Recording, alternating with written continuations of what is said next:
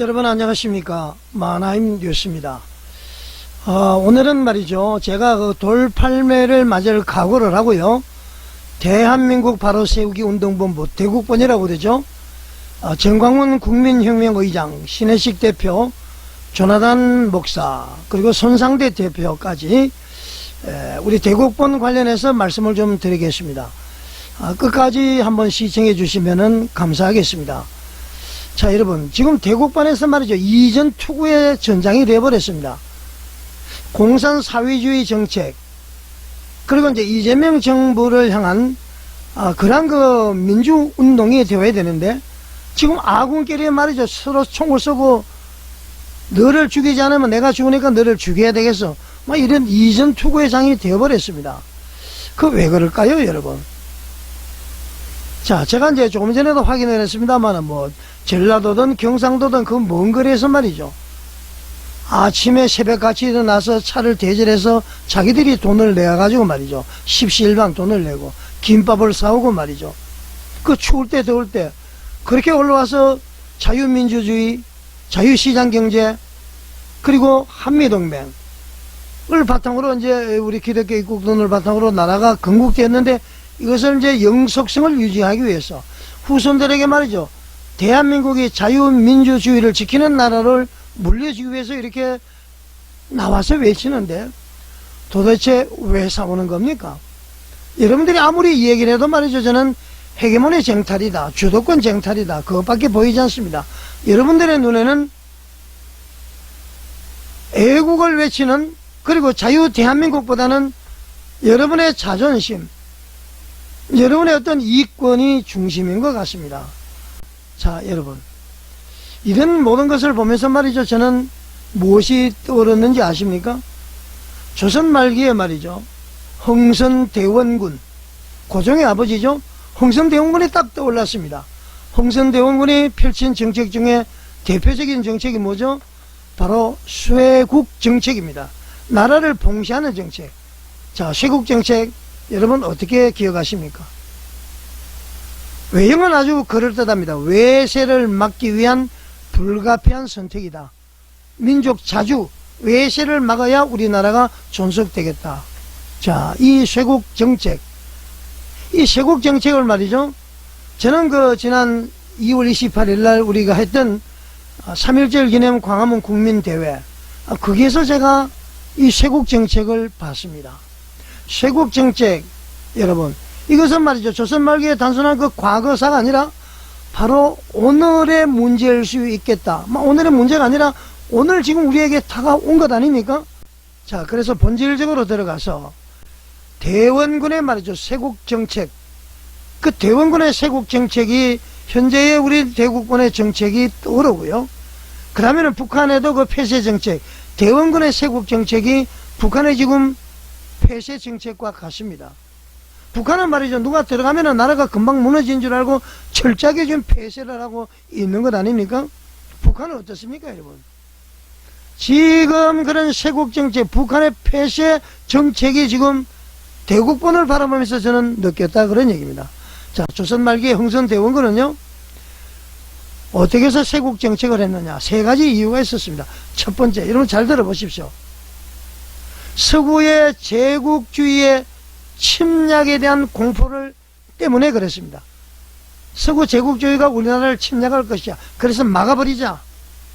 두 번째는 말이죠, 외부 사상이, 현재 아들이 국왕이죠, 외부 사상이 들어와서 조선의 내부 질서를 무너뜨리겠다, 이런 위기감 때문에 그랬습니다. 나약한 사람이죠. 그 다음에는 마찬가지입니다만, 세 번째는 왕권과 기존 질서 유지를 위해서 통제를 해야 되겠다.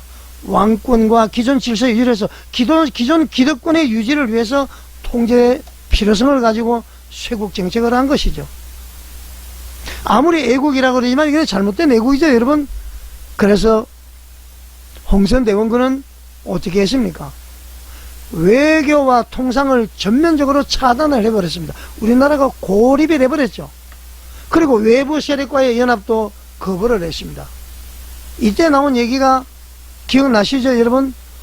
화친을 말하는 자는 나라를 파는 자, 매국 너라는 얘기입니다. 외국과 화친을 말하는 자는 나라를 파는 자, 이런 논리로 말이죠. 내부 비판까지 봉쇄를 해버렸습니다. 지금 광화문이 어떻습니까? 연합하는 것은 광화문을 무너뜨리는 것이다. 내부 비판을 봉쇄한 것 아닙니까, 여러분? 자, 그래서 말이죠. 우리 조선이 어떻게 됐습니까? 그 결과 알고 있지 않습니까? 1910년에 말이죠. 1905년에 을사보호조약, 1910년에 한일합방, 36년 동안 말이죠. 일제치하에 있었던 것입니다. 우리 같이 우수한 민족이 어디 있습니까? 근데 지배를 당했단 말이죠. 한일합방, 고종의 무능을 이야기하기 전에 대원군의 쇄국 정책의 결과다, 그렇게 볼 수가 있습니다. 지금 북한도 마찬가지입니다. 중국처럼 말이죠. 개방을 했으면 잘 사는 나라가 됐을 거예요. 대원군의 쇄국 정책하고 똑같이 막아버리니까 지금 더 어려움을 당하고 있는 것입니다. 자, 여러분, 대원군의 쇄국 정책은요, 문을 닫아서 나라를 지키려 했던 마지막 조선식의 생존 전략이었습니다. 그런데 말이죠, 여러분, 이것은 결과가 우리 대한민국이, 우리 조선이 근대 세계로 넘어가는 다리를 놓지 못하는 비극적인 선택이 되어버린 것이죠. 쇄국 정책이. 여러분 이제 좀 이해가 되십니까, 여러분? 이 얘기가 말이죠, 가장 핵심적인 것입니다. 쇄국 정책, 화천을 하는 자, 나라를 팔아먹는 자, 이런 전략으로 인해서 우리나라가 말이죠, 웅비할 수 있는, 근대 국가로의 변화가 될 수 있는 그런 다리를 잘라버린 것이죠, 여러분.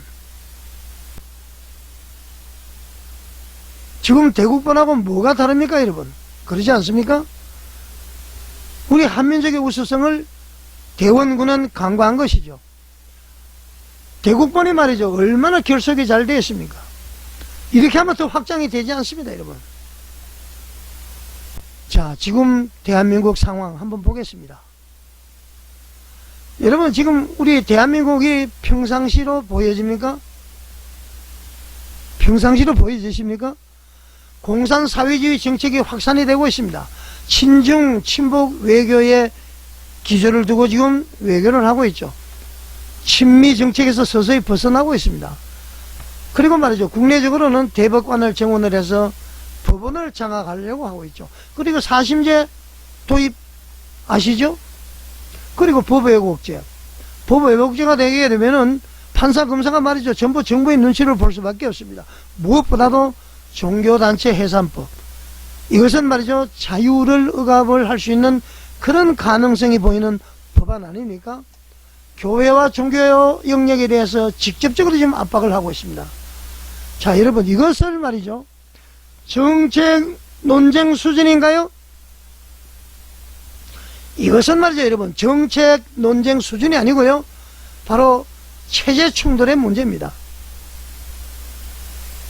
체제 충돌의 문제라는 얘기입니다. 자본주의, 민주주의와 사회주의, 전체주의의 충돌이다, 그런 것입니다. 유실론과 무실론의 충돌로 봐야 되는 것입니다, 여러분. 자, 나라가 이렇게 위중할 때 필요한 것은 뭐죠, 여러분? 선별과 배제가 아니고, 선별하고 배제가 아니고요, 최대한 넓은 모든 사람이 하나가 되는 것이죠. 하나가 안 되더라도 연합을 해야 된다는 것입니다. 자, 그러면은 여러분, 제가 이 얘기를 듣다 보니까 광화문의 국민운동이 현대판 쇄국 정책으로 보여지지 않습니까, 여러분? 광화문에서 벌어진 일이 뭐죠? 서로 막 싸우고 난립니다. 지금 말이죠, 김종대 목사님을 통한 비롯한 그분들은 광범위하게 좀 하나가 돼서 나가자, 이런 것이고, 신혜식 대표 같은 경우는 그 사람들이 배신자리대로 돌으면 우리 광화문이 무너져, 우리끼리 해야 돼, 잡탕이 되면 안 돼, 폭력배가 들어와. 그 의견을 정광훈 국민혁명의장이 들어줬다는 것 아닙니까? 그래서 외부 인사의 연설을 말이죠, 잠식될 가능성이 있어, 그 사람들이 판을 치게 돼 있어, 정광훈 목사님이 없는 사이에 새롭게 지도를 하려고 그래, 많은 뭐 아주 말이죠, 뭐 정광훈 목사님 이상으로 경호를 하고 있어. 그 자리에 앉았어. 그거 누가 보면은 전환기를 집행한 것 같아. 말도 안 되는 얘기를 하는 것입니다, 여러분. 자, 지도부의 판단보다도 말이죠, 특정 인물의 의중이 관철된 것이죠. 특정 인물의 의중이 정광훈 국민혁명의장에게 전달이 돼서 관철이 된 것이죠. 바람직한 것이 아닙니다, 여러분. 연합보다는 통제, 확장보다는 배제. 이 결정의 중심에 누가 있죠? 바로 정광훈 국민혁명의장, 신혜식 대표, 그리고 한 사람 더 이어가면은 홍철기 씨, 그렇게 있습니다. 여러분 크게 잘못 생각하는 것입니다. 자, 여러분들의 그 논리 낯설지 않죠? 아까 제가 이야기했었죠? 화친을 말하는 자 나라를 팔아먹는다. 그 얘기가 말이죠, 외부가 들어오면은 우리가 흔들려. 외부가 들어오면 안 돼. 더군다나 정광훈 목사님이 없는 동안에 들어오면 안 돼. 우리가 관리하지 못하는 그런 연합은 위험해. 우리가 뺏길 수 있어. 자, 여러분, 이것은 말이죠, 광화문 대국본의 세력을 너무 모르고 하는 얘기 같습니다. 흔히들 말이죠, 성서나라 TV 만화임 뉴스 뭘 잘 몰라서 그런다 그러는데 왜 모릅니까, 여러분? 정확하게 시국을 다 판단하고 보고 있습니다. 지금 말이죠, 신혜식 대표의 논리는 정확히 대원군식의 쇄국 논리인 것입니다. 그 논리를 정광훈 국민혁명의장이 받아들인 것이죠. 어떻게 보면은 말이죠, 이게 애국운동보다는 내 세력 보호가 목적인 것 같이 그렇게 오해를 받을 수가 있습니다. 그러지 않습니까, 여러분? 자, 참으로 걱정됩니다. 가장 큰 문제가 말이죠, 가장 큰 문제는 역사가 모든 것을 증명한다는 것을 우리는 알 수가 있습니다. 자, 대원군의 쇄국 정책은 의도는 외형은 애국이었습니다. 결과는 여러분 무엇이었죠? 고립이었습니다. 고립.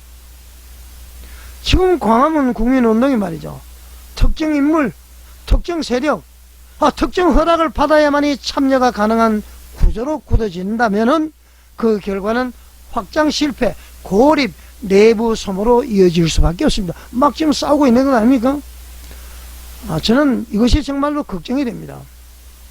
제가 지난번에 방송에도 얘기했듯이 지도자가 말이죠, 모세가 10개월을 받기 위해서 시내산에 올라갔을 때에 오랫동안 부재되다 보니까 지도자를 신뢰 못했다. 하나님을 신뢰 못해서 자기들끼리 막 싸우고 금송아지를 만들었죠. 결국 멸망했습니다. 그리고 모세가 말이죠, 물을 내라 명령만 하면 되는데 성질이 나서 바위로 막 돌을 2번 쳤습니다. 물이 나왔죠. 이야기를 드리지 않았습니까? 눈이 흐리지 않고 건강했지만은 적과 꿀이 흐르는 가나안 땅을 바라보면서 너보산에서 모세는 쓸쓸히 죽어갔습니다. 제가 말이죠, 정광훈 의장이 바위를 2번 치지 않도록 제가 말씀을 드렸습니다. 자, 이 바위를 치도록 보고를 한 사람이 문제죠, 여러분. 지금은 여러분 쇄국으로 지킬 수 있는 나라가 아닙니다.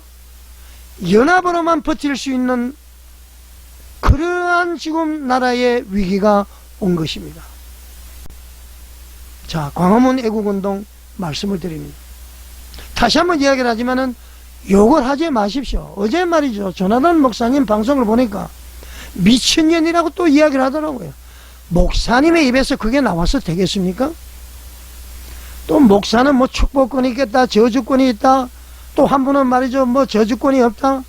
여러분, 목사님에게만 있는 것이 아니에요. 축복권, 저주권 말이죠, 예수님의 이름으로는 누구든지 할 수가 있습니다. 베드로전서 2장 9절 말씀 드리잖아요, 늘. 너희는 왕같은 제사장이요 택하신 족속이요 거룩한 나라요 그의 소유가 된 백성, 누구든지 축복할 수 있고 누구든지 예수님의 이름으로는 다 할 수가 있습니다. 목사님에게만 특별히 있는 거 아니에요. 착각하지 마시기 바랍니다, 여러분. 그러면은 목사님은 뭐냐, 선생으로서 우리가 공경을 해야 되겠죠. 따라야 되겠죠. 그 이상 그 이하도 아닙니다. 그 이상이 되어버리면은 이단이 되고요, 그게 교권주의가 되고요, 우리 한국교회를 망치는 지름길이라는 얘기입니다, 여러분. 자, 방언도 그렇습니다. 방언은 패했다. 물론 패한 것은 아니죠. 다 존속이 되죠. 방언은 말이죠, 공중을 위한 기도가 아니에요. 하나님과 나와의 1대1의 이야기입니다, 여러분. 그것을 말이죠. 지금 방언으로 기도합시다. 어떻게 보면은 성경적이라고 볼 수가 없는 것이죠. 어떤 목사님은 방언을 여러분 하려면은 뭐 코카콜라 하라고. 이게 애들 장난도 아니고 말이지. 이게 뭡니까 이게. 자, 그리고 말이죠. 정광훈 목사님이나 조나단 목사님, 손상대 집사님도 마찬가지야. 아니 뭐 집회를 하다가 좌파가 뒤에서 막 욕을 하고 그러면은 말이죠.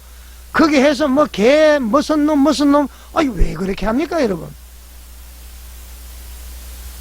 하나님을 믿는 사람 여러분 조용히 하세요. 그렇게 하면 안 됩니다. 집시법 위반입니다. 그러고는 그냥 우리가 갈 거를 예배를 드리고 해야 됩니다. 그 사람들이 지저대는 것은 개가 짖는 것 아닙니까? 그 개가 짖는 것을 같이 계속 짖어버리면은 나도 개 아닙니까? 나도 개라는 얘기입니다. 그놈들이 개면은 나도 개라는 얘기입니다. 왜 하나님의 백성이 짖는 개에 왜 개처럼 행동하느냐? 그 얘기입니다 여러분. 대범하게 뭔가 구별되게 거룩한 모습, 그리고 예배 중에는 예배만 드려야지 왜 욕을 하고 그렇게 합니까 여러분. 흔히들 말이죠. 마르틴 루터도 욕을 하고 뭐 무슨 목사도 욕을 하고 예수님도 욕을 하고. 여러분이 마르틴 루터입니까? 여러분이 예수님인가요? 여러분이 칼빈입니까? 아니잖아요 여러분. 착각하지 마십시오. 여러분들은 말이죠. 하나님께 쓰임받는 청지기에 불과한 것입니다. 여러분의 위치를 알아야 됩니다.